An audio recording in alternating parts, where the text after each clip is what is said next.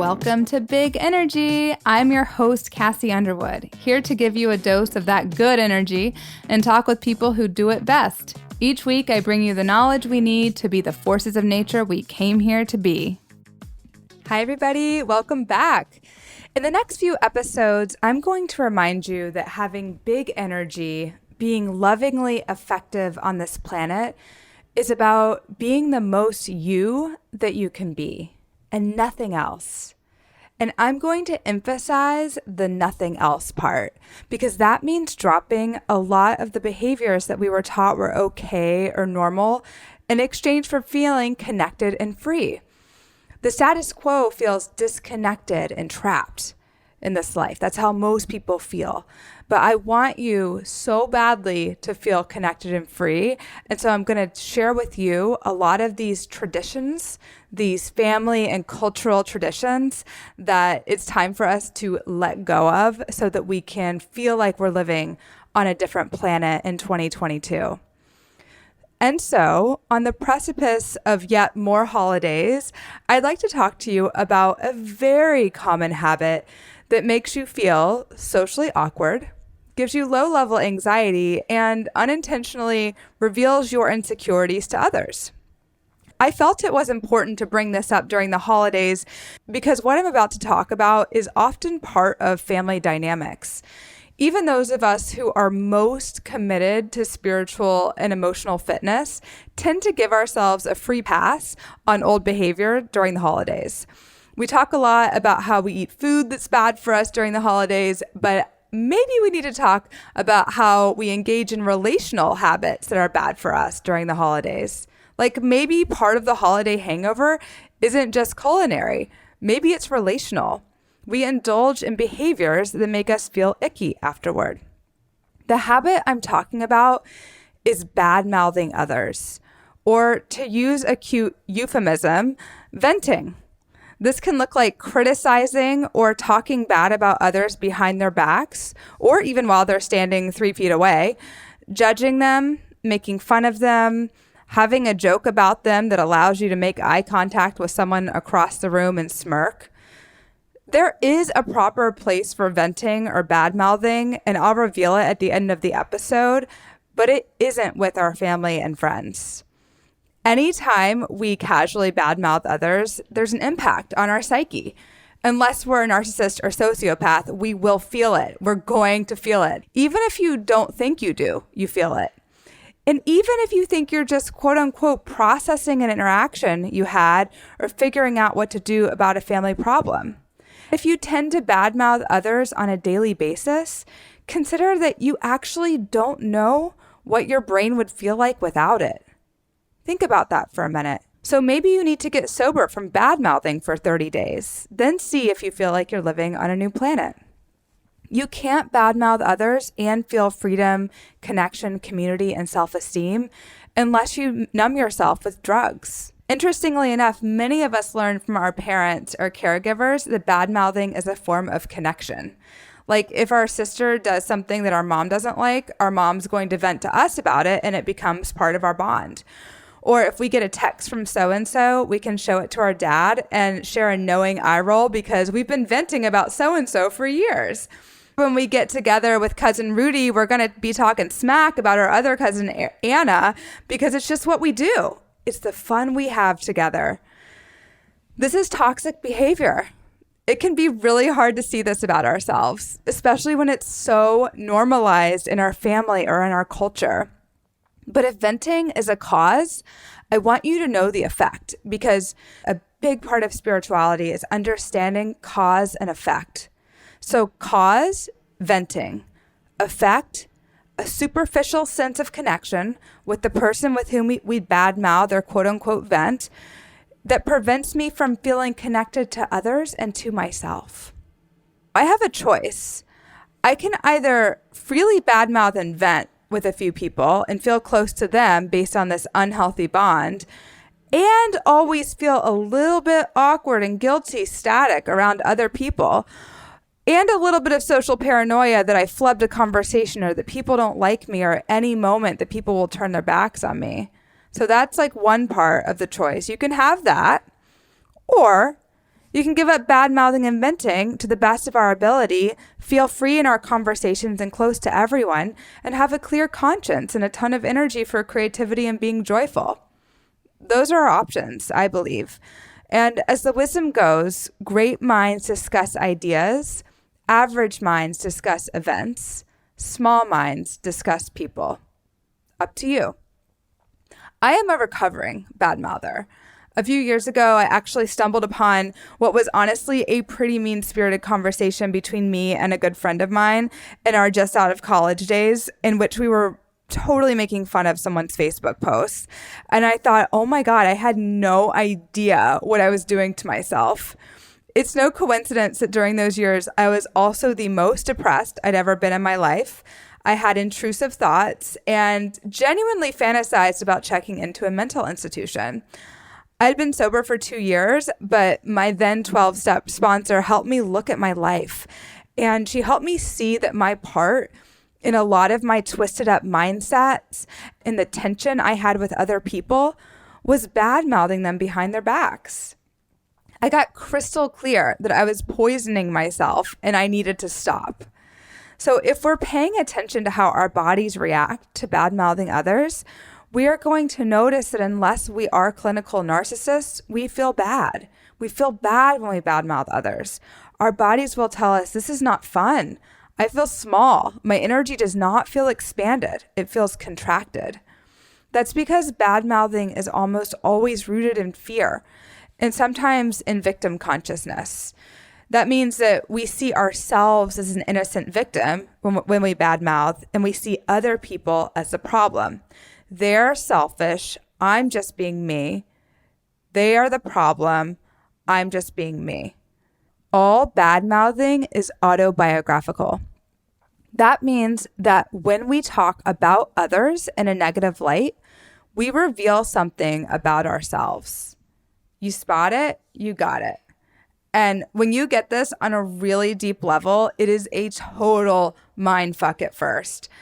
I got this lesson at a cellular level when I had a deep resentment toward this woman. This was years ago. I had a deep resentment toward this woman I knew who I felt had self-seeking motives. I criticized her motives out loud. I was calling a lot of people, telling everybody I could think of. If somebody asked me what was going on in my life, I told them what was going on in her life. And then I got to the part in the workbook of A Course in Miracles, which is a year-long psychological mind training. It's a self-study. And I've been a student of this since that year. And it trains your mind to think with thoughts of love instead of thoughts of fear. And I got clear in the workbook of A Course in Miracles that perception is projection. Perception is projection. The only reason I saw what I saw about her, and the only reason it ate me up inside, is because a large part of me had the same self-seeking motives that I criticized her for having. So every time I badmouthed her, I was revealing my own motives. It was torture at first. I really wanted to badmouth her. I would go so far as to say I was addicted to badmouthing her. I was addicted to it. And I had a visceral reaction to seeing her and feeling those self-seeking vibes. I was repelled by it. But ultimately, I was repelled by my own vibes. The work was within me, and venting about her was merely stalling on the inner work I needed to do. So here's the psychology. The ego doesn't let us see something in ourselves that we don't like in a certain situation. So what it does is project it onto the other person. If I'm sitting there bad-mouthing with a family member about an in-law and I say, she's so controlling, I am saying, I am so controlling. If I call someone unattractive, I am revealing my own insecurities about my appearance. All bad-mouthing is autobiographical. So when I am telling people about them, I'm telling people about me. But that's also the good news, because we get to find out what we need to forgive within ourselves, or we find out what we desire. We are only ever bad-mouthing someone because we haven't forgiven the same quality within ourselves, whether we currently exhibit that behavior or whether it was a past behavior that we haven't forgiven ourselves for, or it's because we have a desire or a boundary that we have not articulated yet. There is no situation in which you are bad-mouthing others where you are not creating within yourself a feeling of disconnection and revealing your own insecurities and self-judgment. Here is the thing. So I have a huge that said about all this because we actually need to badmouth sometimes. We can't just suppress our thoughts and feelings. We need a way to be fully self-expressed. So we cannot suppress. We must express even the negativity with everything on our hearts and minds. I genuinely believe we all need a place where we can leave nothing out because we are as human as we are divine. Your parents, children, and best friends are not safe places to badmouth or vent. It is not fair to trash their psyches with our unhealed issues. So whenever you casually vent to someone you love, picture pouring stinky, nasty, fishy, dripping wet trash full of coffee grinds and used toilet paper and eggshells into their brains and their hearts. Just picture that. The other reason there is no safe place to talk bad about others is because there is no safe place from you. You are watching yourself. Your self-esteem takes a hit. Whenever you casually badmouth, picture pouring stinky, nasty, fishy, dripping wet trash full of coffee grinds and used toilet paper and eggshells into your own brain and heart. Do that and see if you still want to badmouth others.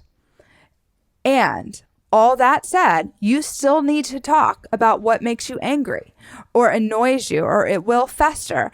And as you can see, badmouthing is useful if you're with someone who is trained to understand its genuine psychological and spiritual value. A 12-step sponsor, therapist, coach, or spiritual teacher. Someone who's not a family member, a colleague, or a friend. Why? Because conversations with sponsors, therapists, coaches, and teachers are held in a container. And in this container, the context, the entire purpose is healing, transformation, and wisdom. The entire purpose is alchemizing situations. Badmouthing doesn't have the same effect of paranoia if you're doing it with a professional or a sponsor, because there is no energy around it for them. This is the loophole. Badmouthing with a professional is the loophole. They're not going to get excited or take pleasure in making fun of someone else or being like, oh my God, can you even believe they're being like that? They're never going to get out their bowl of popcorn. They are listening to you with compassion and wisdom. They're holding a vision what's possible for you and your relationships, and they're helping you see things differently and find positive use for your feelings and perceptions. Remember this wisdom. Great minds discuss ideas. Average minds discuss events. Small minds discuss people. You need to process, but keep that for the professionals. If you love and care about somebody, you won't talk bad about others with them because you won't want them to feel the toxic effects of it either. You won't want them to be paranoid that you're talking bad about them to others. And you won't want them to feel that icky, nasty, stinky, fishy, coffee-grained trash pouring into their body. Not on your watch.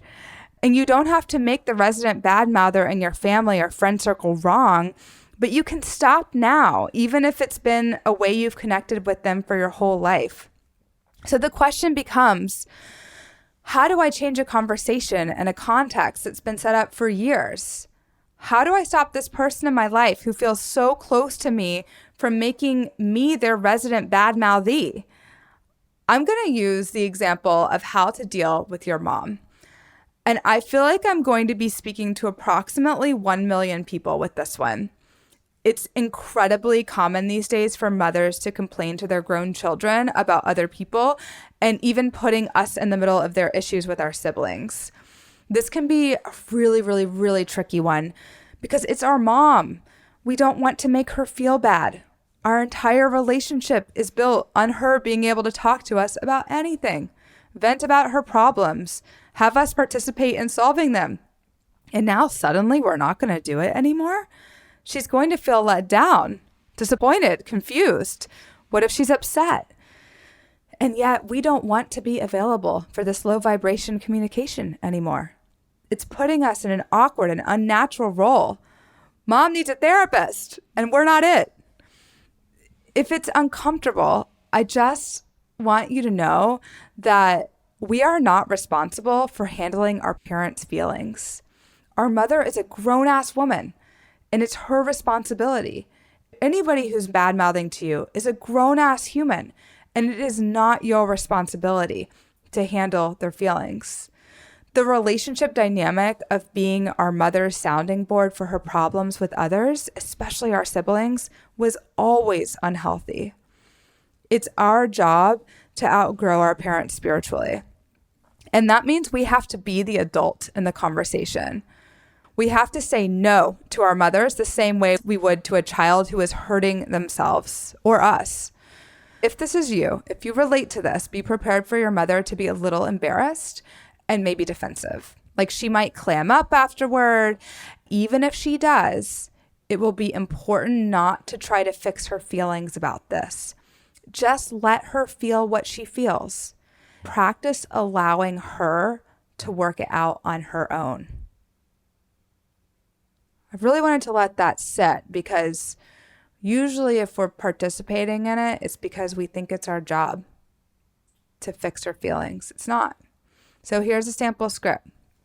Mom, I know I've been your sounding board to vent about others for a long time. And because I love and care about you so much, I am asking you to bring any issues you have with other people to a therapist.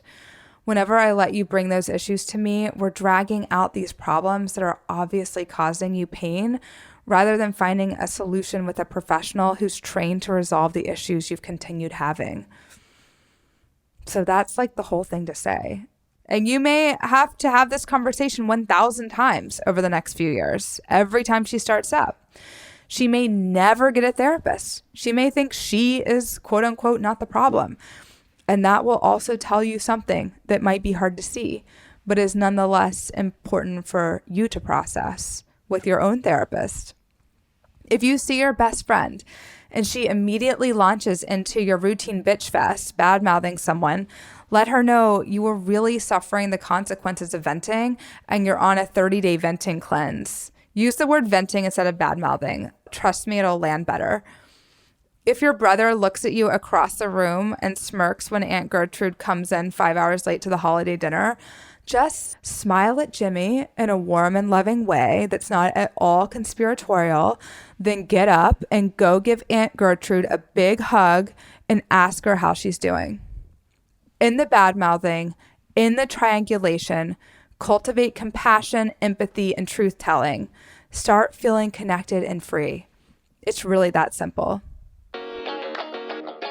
That was another episode of Big Energy with me, your host, Kassi Underwood. Were you into it? Go ahead and click the subscribe button and leave a review. You can also find me online at KassiUnderwood.com. See you next time. And remember, Money Metaphysics for Maverick Women, my 6-month program, is open for enrollment. Learn more and register at KassiUnderwood.com/MMMW.